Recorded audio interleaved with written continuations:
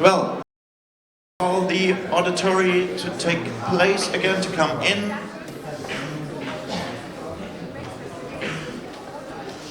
And also the jury members take their seats again.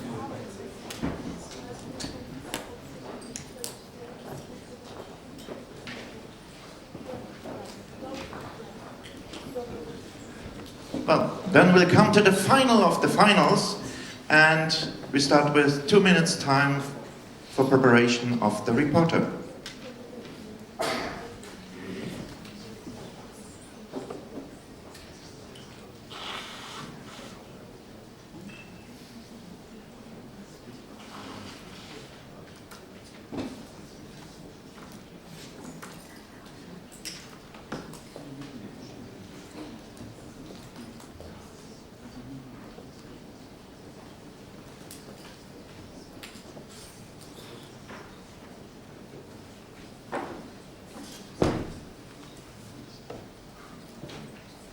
Hello, my name is.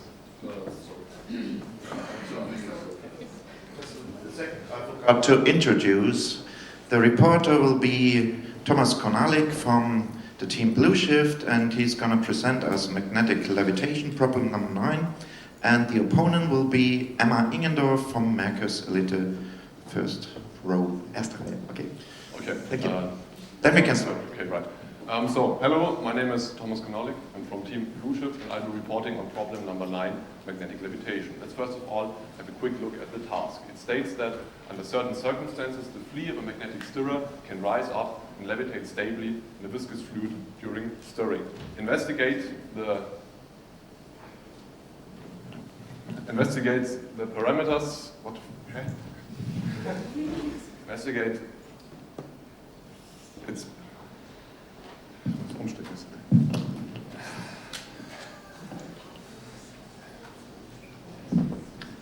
Okay, right. So now, just a fist. Levitate stably in a viscous fluid during stirring. Investigate the parameters, the origin of the dynamicization of the flea, and how it depends on the relevant parameters. And in this video, you can see the flea entering its stable levitation state. So at first, let's have a quick look at our experimental setup. It mainly consists of this magnetic stirrer with a ferromagnetic drive magnet, and above it was placed a vessel filled with a viscous fluid, in our case glycerol water solution. And in this vessel we inserted this magnetic flea or stir bar, and we measured the parameters of our system using a laser tachometer as well as a temperature sensor. And we imaged the whole thing with a high-speed camera both from the top and from the side. So first of all, for our qualitative explanation, before we can understand why levitation happens, we have to understand the normal stirring mode of the stirrer. Notice that the interaction of the bar magnet and the drive magnet depends on the angle between the magnetic axis phi. In the low speeds of the stirrer, we observe the phase shift phi to be constant, meaning it can be expressed in the following form, where omega d denotes the drive speed of the magnetic stirrer. And because we have steady state, of course, we must have a torque equilibrium acting on the magnetic flea, and in this case the magnetic torque, which depends on this interaction angle phi, must cancel out the viscous drag torque, which we assume to be directly proportional to the rotation speed, in our case the drive speed of the stirrer. But also notice that the magnetic torque can only reach a certain maximum since it depends on the sign of the phi. So one could think maybe there's a critical point where the magnetic torque can't grow any larger and can't cancel out the viscous drag, and this is exactly what happens and what causes the levitation. Above a certain critical speed, our phase angle is increased by the drag above a value of pi halves. And what happens then is that the vertical force between the magnets actually gets repulsive, since it's proportional to the cosine of this angle. And what happens then is that the bar is pushed up and desynchronized from the drive. And depending on our parameters, we can then either get sort of unstable waggling of the stir bar on the base, which isn't really levitation, so it's only of minor interest to us.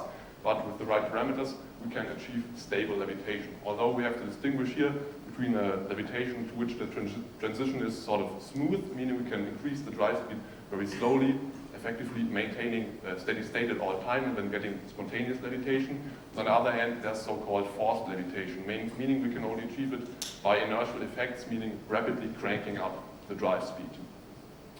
So before we get from our qualitative analysis to a more quantitative approach, we first need to define some key parameters. First of all, we will call the certain stirrer speed at which this desynchronization of the stirrer happens and at which levitation becomes possible to be called omega up. And furthermore, if we're already in stable levitation, we can then decrease the stirrer speed and the levitation will break down below a critical stirrer speed, which is denoted by omega down. And finally, ZB denotes the initial separation of the stirrer and the magnitude due to the positioning of the fluid vessel. So the first thing we looked at was the dependence of the sign of our interesting phase angle over the drive speed. And we plotted this in this case for 3 different vertical separations. And we can already get some qualitative insights from this plot. Because a greater vertical separation, of course, means a weaker magnetic coupling between the drive magnet and the stirrer. And so you need less viscous drag actually to fully compensate it and to push the critical phase angle above pi halves, meaning that our critical speed where sine of phi equals 1 is reached is lower for higher vertical separations. But if we recall from our theory, we proposed that the sine of this phase angle should grow exactly linearly proportional to our drive speed, and this is only well fitted at lower speed. We have this interesting lock-in effect near our value of 1, and also we observe a characteristic y offset also seen in literature, which is most possibly due to drag effects of the flea on the base. And if we repeat the same experiment, this time varying viscosity, the results are as we would expect. For higher viscosities, in this case the violet curve, of course the viscous drag grows larger, grows much faster with increasing drive speed, so the actual drive speed needed for the viscous torque to overcome the magnetic torque is lower, and again our critical takeoff speed gets lower with higher viscosity. This is what we expected and of no particular great interest, so we rather focus on the complex behavior of the velocities of the stable levitation, how they behave omega up and omega down. So we measured the critical desynchronization speeds and the levitation breakdown speeds omega up and down for different vertical separations. And the first thing we notice is that our minimum stable levitation speed omega down remains constant for all vertical separations, hinting that the levitation, once it has been established, is independent of our initial separation parameter.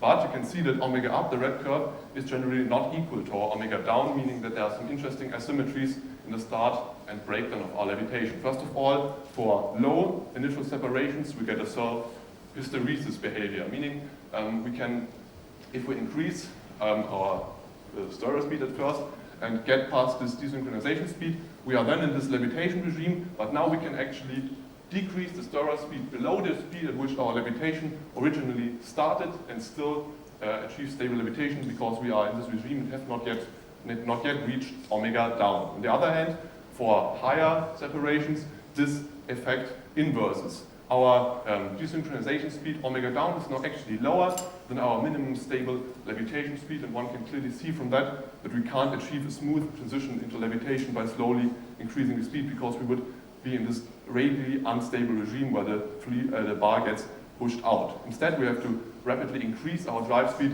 to jump across this unstable regime, which is what we call forced levitation. So, after having qualitatively and quantitatively understood the stability of the levitation and its parameters, we then looked at the levitation itself. And this analysis must, of course, be divided into an analysis of the angular as well as the vertical motion of the flea. First of all, concerning the angular motion of the stirrer, we notice that it is in itself a superposition of spinning and waggling, well described and fitted by the following empirical equation. This sine function corresponds to the waggle of the flea at a certain amplitude, AW, and at a certain speed or frequency, omega W, while it had also a mean forward rotation at this speed, omega S, very well seen in this plot of the angle and polar coordinates of the flea, where the omega S, the mean speed, is just the mean slope of this curve. And this is the extracted pure waggle of the flea, which also fits our sine curve very well. And for these parameters of our angular motion, we can also find theoretical relations, and the key to that is assuming that we can assume the height of the flea to be approximately constant, and therefore have a torque acting on the flea which is independent of height and also not only dependent on the phase angle. And our math then actually becomes equivalent to a pendulum, which is driven by a constant torque, which has already been solved. And from that, we can get the following analytical predictions for our waggle speed, spin speed, and waggle amplitude in terms of our drive speed, as well as the experimentally determined levitation breakdown speed omega down. And if we compare these predictions to our experiments, we can see they fit very well. Notice that as drive speed increases, the mean spinning speed decreases, while the waggle speed increases. This is just because if the drive speed increases, we can imagine that the drive magnet overtakes the stirrer more and more often, forcing it to change direction because the stirrer wants to realign. So it waggles faster, but it has less time to actually spin forwards. Also notice that the spin plus the waggle speed always equals the drive speed. So having analyzed the angular motion, we of course wanted to do the same thing for the vertical motion. And generally, we can describe the vertical motion of the flea in the fluid as a dynamic stabilization of a vertical oscillation around a certain mean height Zm. And we know that this must be a dynamic oscillation because if we recall from our angular motion, we see that the phase angle between stirrer and drive magnet constantly changes, meaning that our vertical force between stirrer and magnet, which depends on this phase angle, must also periodically change. So we get this oscillation. And you also notice that our mean height, Zm, decreases with higher driving speed, which can be imagined because at higher driving speed, the stirrer is periodically more often pushed up and down again compared to lower speeds, where it has more time to rise and fall. So the frequency of this oscillation also increases with drive speed. So to predict this, we wanted to then do numerical modeling, and for that, of course, we need the equations of motions. Separated for the angular motion, where our acting forces are mostly a drag torque proportional to the speed of the stirrer, as well as a magnetic torque, which depends on the height and the vertical separation between the magnets and our phase angle. And for our vertical motion, the relevant forces are gravity as well as fluid buoyancy, and then a translational drag force, also proportional to the velocity, and the magnetic force, again, depends on separation and phase angle. And of course, before we can get quantitative results for our simulation, we need to determine our simulation parameters. And first of all, we need our functions m of z and f of z, the magnetic torque and force over separation, and we determine them experimentally. And on the other hand, we need the coefficients for our viscous drag and our viscous torque and viscous force. We got them from literature, assuming laminar flow and modeling the stirrer as a cylinder of length L and width B. And here are the results of our simulation, in this case plotted for the mean levitation height at a high viscosity. We generally see that our theory only agrees better at high viscosities, because at low viscosities the laminar flow assumption is not valid at all, but the small differences in the drag model may already cause these differences we observe here. Also, our complete ignoring of fluid inertia leads to an earlier levitation breakdown in the simulation, omega up, omega down, than we actually observe. And here's another comparison plot, this time for the frequency of this oscillation compared to the theory of the experiment. You see that it fits the curve a bit better. So, concluding my report, I'm safe to state that I managed to pretty accurately analyze the angular motion, as well as get some numerical insights at the vertical motion, and analyze the complex hysteresis and inversion behavior and stability of the levitation. Okay. Looking forward to the discussion. Yeah, thank you so much. 2 minutes preparation time for the opponent.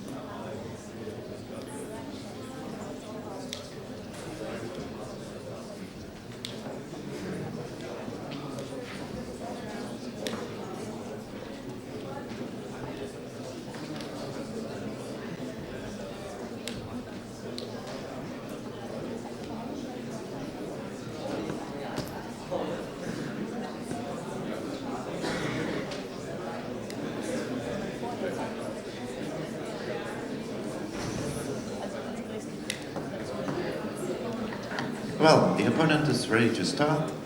Then we'll full of tension for the discussion. First of all, I would like to thank you for your presentation. I think we all know that it was really great, and it's not much to criticize about, but I think there are a few unclear points I'd like to talk about with you. Could you go to your experimental setup on Yes, slide of course. 3, I think?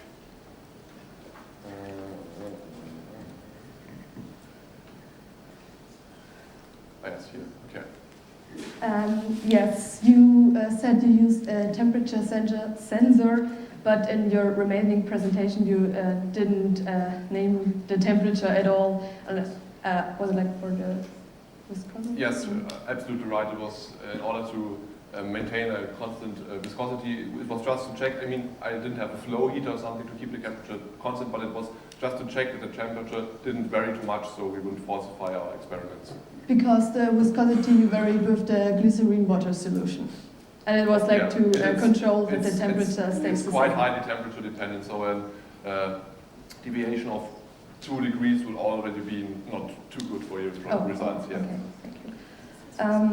Like on slide 5, I think, for the like general understanding, like the levitation was possible when the phase shift is larger than this 90 degrees, pi yes. half. Yeah. And if I understand this right, this will happen when like 2 south poles or 2 north poles approach each other and this flea is lifted up. Is that right? Right, so I mean in the aligned state you have north and south right there, and then they are diverged, and if you're over pi half then you get an inverting of the force, which then points upwards, Okay, right? thank you. I just wanted to know if I understand this right. Then I wanted to go to slide 13.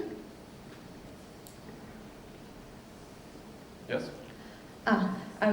You didn't explain why the waggle speed plus the spin speed is exactly the drive speed. Could Yes. you explain it? Yeah, it's a short theoretical derivation if you're interested, but you can basically, if you just 1 second, so you can see that basically we have to look at a waggle. Basically, what you can imagine is that you see that one of those waggles, at the end and at the beginning of the waggle, the magnets are always aligned. So yes. we're going like this, and when the waggle finished, they are aligned again. Mm-hmm. And in this time interval t, which is just defined by the waggle speed, you can see that our flea over mean moves with its spin speed, of course, which can be described like this, while the drive moves with the drive speed in this time. And for them to be aligned again, their angles must then be equal to this drive speed, because the drive spins faster over mean than the stirrer. They must be aligned again by this relation. So the drive must be 1 rotation ahead. And from this, you can then derive this key relation. Okay, thank you. Then I would like to go to slide 7. It's going to take some time, sorry. 7, okay. Yes? Like, could you explain more why there is this phase shift? And could you sketch like on the board how Yes. it would look like in real life? Not, I don't think it would be there. You know I what I don't mean? think there would be a phase shift. Yeah, okay. Like how it would look. Well, basically, what the thing is, we need some for this phase shift. We would need some constant torque, and one possible explanation for that is that our magnetic moment mustn't also cancel out the drag torque, but also some constant friction. Yeah. So from that, we could get an offset for our firing. This could maybe explain if there's a constant sliding friction action. But could you sketch how you think it would approach when it comes to 0 with the Well, basically, you don't know really about the drag model. It could be a stick. It could be a stick and slip mechanism because, of course, at lower speeds there's static friction. At zero speed there's static friction about the phase angle. But we don't really know if there's an instantaneous change. Then we would expect this offset actually. Oh, okay. But we don't know really about the friction. Because I thought it would be like yeah, for that we would need an torque which is small in the end, but then grows almost constant, very large, very quickly. And I don't really know. I haven't really found a physical explanation for this yet. Okay, because just like if I thought how until it now, works, I would. These are just assumptions. I mean, it's also seen this offset is also seen in literature. I can show a plot if you're interested of this. Okay, but go to we definitely have to do further investigation of why this phase shift is exactly there, but the drag effects are the most possible answer. Okay, yeah. Then could you go to slide 14? 14? 14. 14, yeah. Okay. 40. No, I 14. I said 14. Okay. So. On the slides, I think slide 12, you explained that there is a vertical oscillation about an average height. It seems that the amplitude of the oscillation is not always the same. And I wanted to know what are the parameters that determine the amplitude of this oscillation. You mean why it varies at one speed, or why the amplitude changes from here to here? No, because it looks like it's not always the same. These asymmetries, you mean? Yes. Yeah, this just because unfortunately the disturber doesn't levitate perfectly. It has always this slight deviation. It's maybe a bit sheaf. I don't know. It's inclined at some points. So this is But you can see that the mean height can be determined pretty accurately, anyways. So, but the amplitude is subject to this small errors. Yeah, because I could imagine that this isn't symmetrical, like because. You mean if the amplitude is the same above and below? If this is our mean height, you mean if this is Zm? You mean if this amplitude is higher? Like because. Sorry. Okay, this graph is a bit. Could be better. Yeah. You mean if this is Zm, this is our oscillation, you mean that the amplitude isn't exactly symmetrical about Zm? Yes. Okay, yeah, this I can certainly imagine that because, of course, the restoring force in this case isn't linearly dependent on separation distance, but rather of our fit, of our function. But the differences are unfortunately well in our uncertainty ranges, so it's probably not too valid, or we can't really determine it. Because like the coupling of the two magnets changes, decreases with the distance between them, and that's why I... Right. I have a plot for that if you're interested. So I measured, as I said, the vertical force of the magnet. So this is the interaction, the vertical interaction force plotted over the distance, and so I just, for my simulation, did an exponential fit in my relevant parameter range, and you can see it's not linearly decreasing, so the amplitude could be slightly different, but it can be assumed to be linearly, I think, so the differences will be very small. Okay, thank you. Then on slide 17. Yes?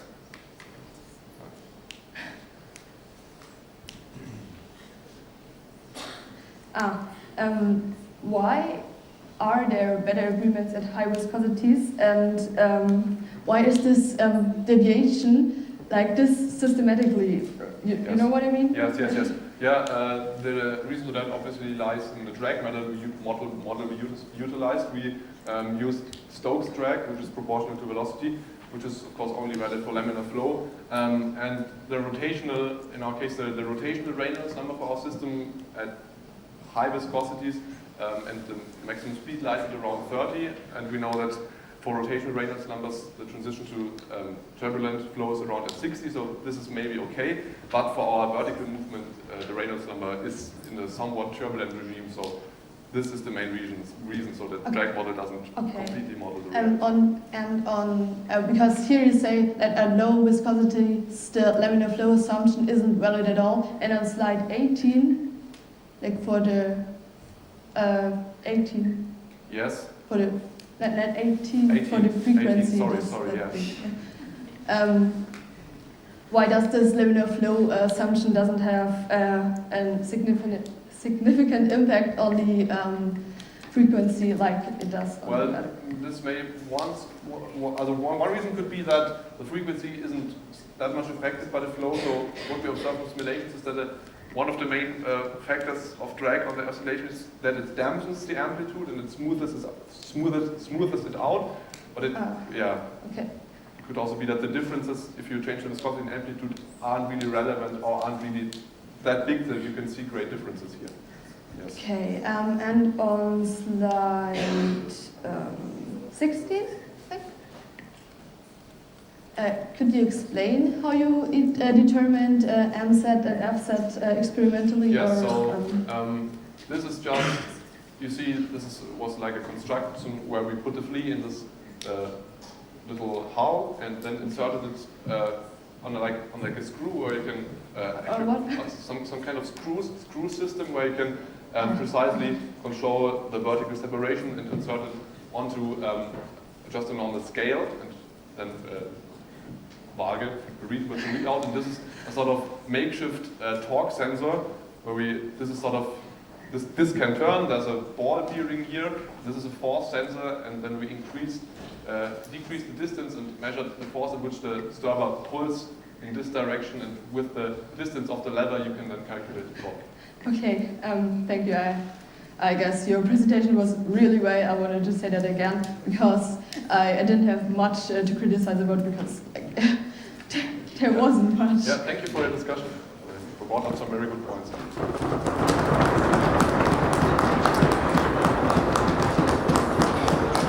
Thank you so much. Now it's time for questions from the jury. Meine Discussion war echt schlecht. A question to the reporter. Okay. You said that you have a turbulent flow. Is there a formula for calculating the drag? Yes, we would need. Can you maybe write it on the board? No. There's no formula. There are empirical formulas for the drag coefficient over Reynolds number. You know. So maybe you can write the dependency. It looks on the board. it looks something like this, I think. Okay. Where this is the drag coefficient over our Reynolds number. Okay, and so is it now the dependence of the velocity? Is the drag force? The Reynolds. So yeah, it depends on the force. The drag force. Yes. Is it? No, it depends on all the parameters. In this case, if you only vary the velocity, then it only depends on the velocity because our Reynolds number then only changes with velocity, since all other parameters like characteristic length and viscosity. Okay, but is it linear as in the Stokes drag, or is it not linear? No, it's not linear after this regime. Okay, thank you.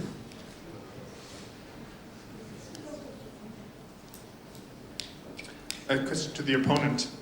In the task it states that you should use a viscous fluid. Do you think that it also could happen in, say, ordinary water?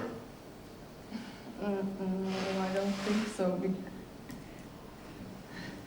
Well. Then, Yes. to the reporter, Yes. where do you think is the switching point in the viscosity? That's I actually have a plot for different viscosities and omega up and down, and you can also see this inversion effect. We see that for lower viscosities, our omega up is below our omega down, and we are again in this inversion regime where we can't achieve stable levitation, but we can have forced levitation in this regime with stable levitation. But I don't know exactly if it's possible for water, but I think I've seen some videos where some people were able to do it. Thank you.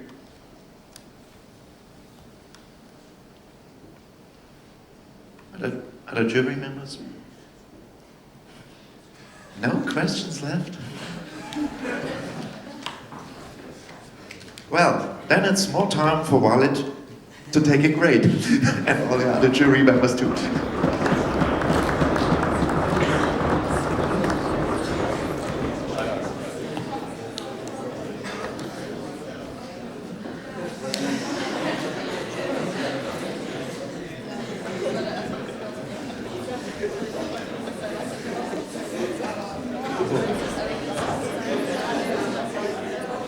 Nein.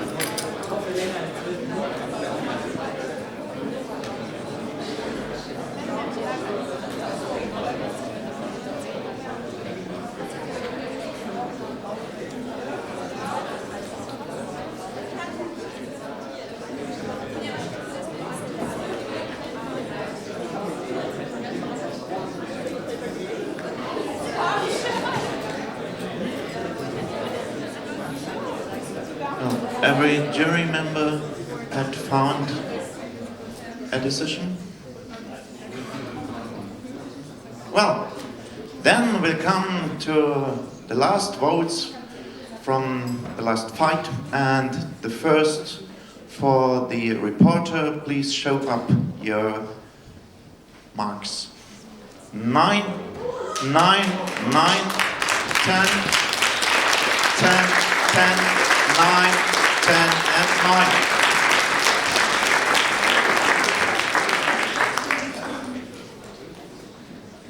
And now the votes for the opponent. Please show up your votes. 9, 7, 7, 9, 8, 8, 6, 6, and a 5.